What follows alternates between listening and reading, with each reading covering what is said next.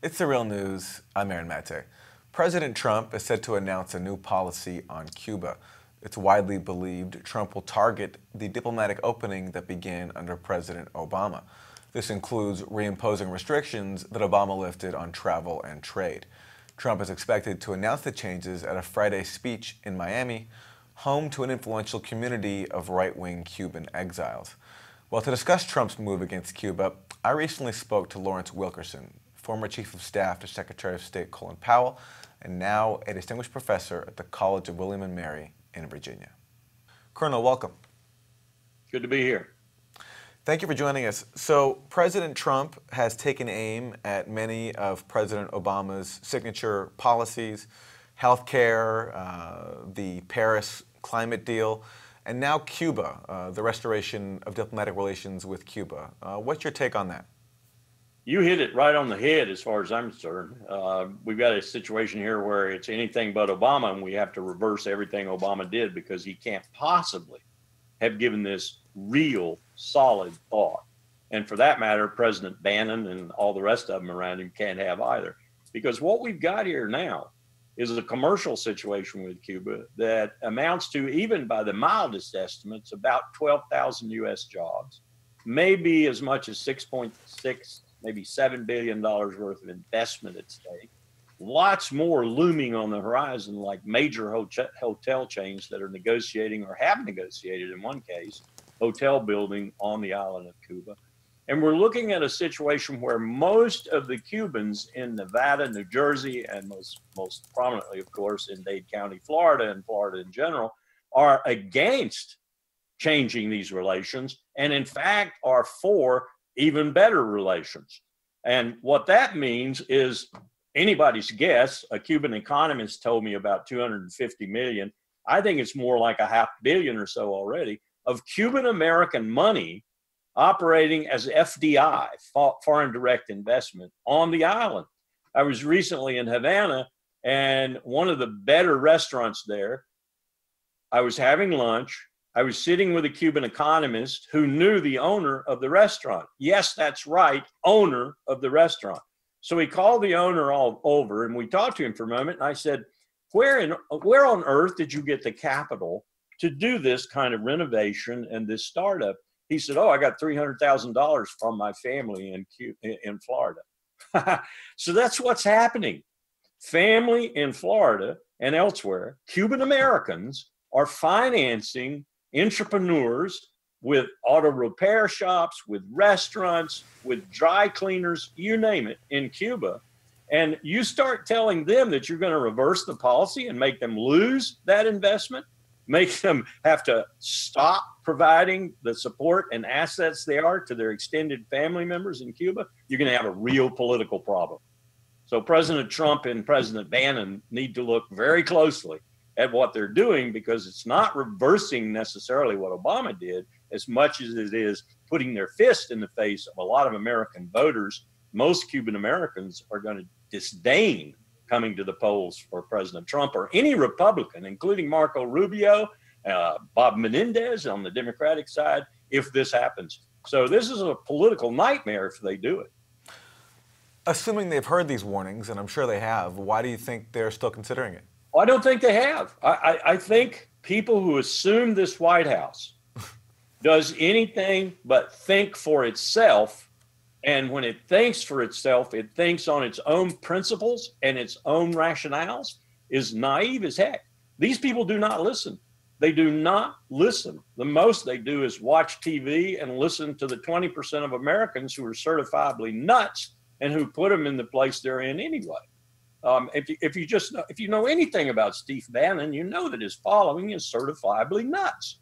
And yet here's a guy who is called President Bannon, and he's rightfully called that, just as I call President Cheney, President Cheney. I mean, Bannon is running this White House, not Donald Trump. Donald Trump is doing what Bannon is telling him to do.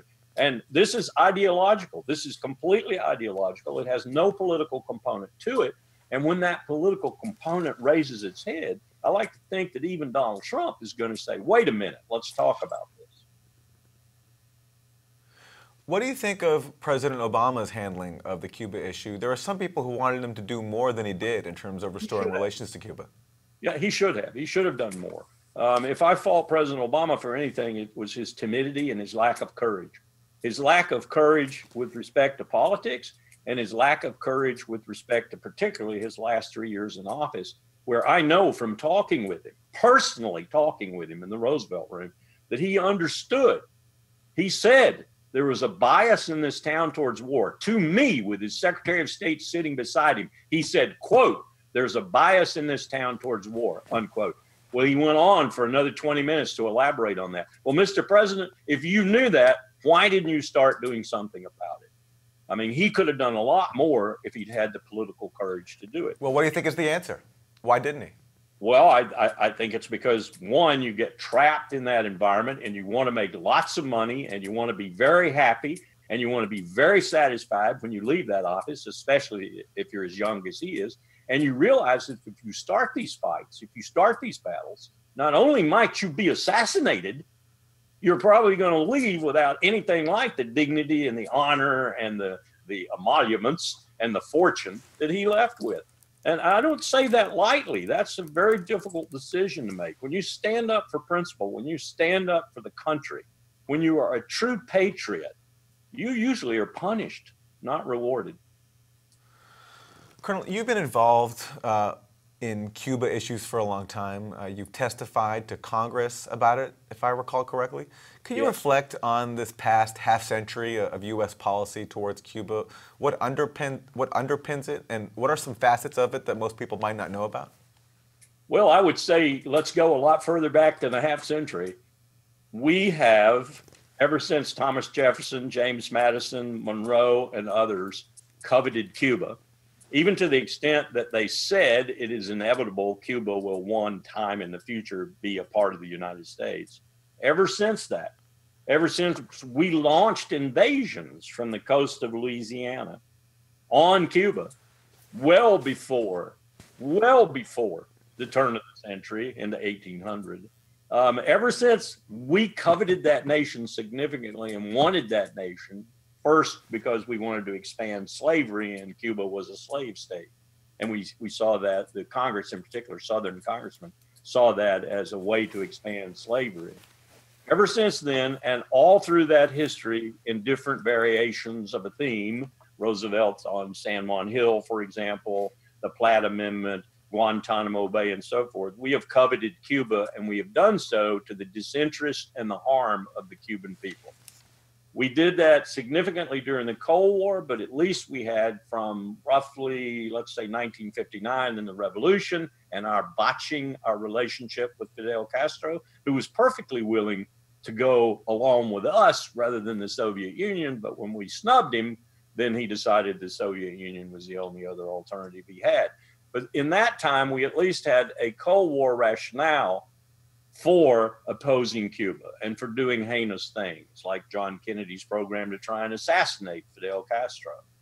We had a reason, at least, we could haul out and show to the American people from time to time.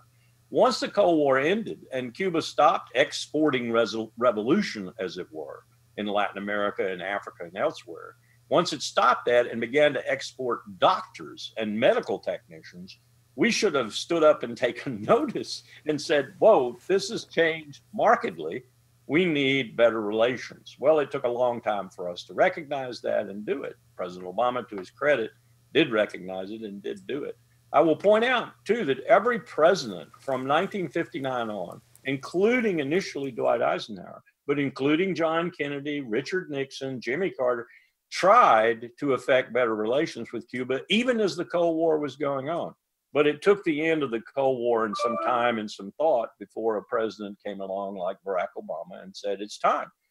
This is nonsense. 20 years, the Cold War's ended. Cuba is no longer a threat. The Pentagon had been saying that for years. Cuba is not a threat. And so finally, we started better relations. Now it would be utter absurdity to reverse that process. Just to talk history just for a second, when you say that Cuba was exporting revolution, I mean, weren't they simply exporting anti-colonial liberation, helping fight the apartheid regime in South Africa especially? You could say if you were an exponent of Che Guevara or Fidel Castro himself, or any of the doctrinaire writers and so forth that Fidel sort of birthed with the revolution, yes, you could answer that question, yes. I said at the Cuban embassy this morning, and I meant it earnestly, Fidel Castro will be remembered by history much longer than any president who opposed him. And that includes Dwight Eisenhower all the way up to Barack Obama. Fidel Castro was a historical figure. He had a global grasp. He had a global geopolitical, geostrategic grasp. Read any of his speeches. They're long, I admit. Seems to be something Cubans like to do, speak in Spanish forever. But if you read his speeches, they remind you somewhat of the more eloquent speeches of John Kennedy, especially the one he gave at American University in the summer before he was assassinated, where he essentially said, we're going to destroy ourselves. We are going to destroy ourselves. We need peace in the world. We need all of us, including Moscow and Washington, to work for peace and to work especially for the limitation of nuclear weapons. So this was a remarkable character in world history, and historians, global historians, will treat him that way. They will treat him with far greater respect, if you will, than almost any president, if not all of them, whom he opposed.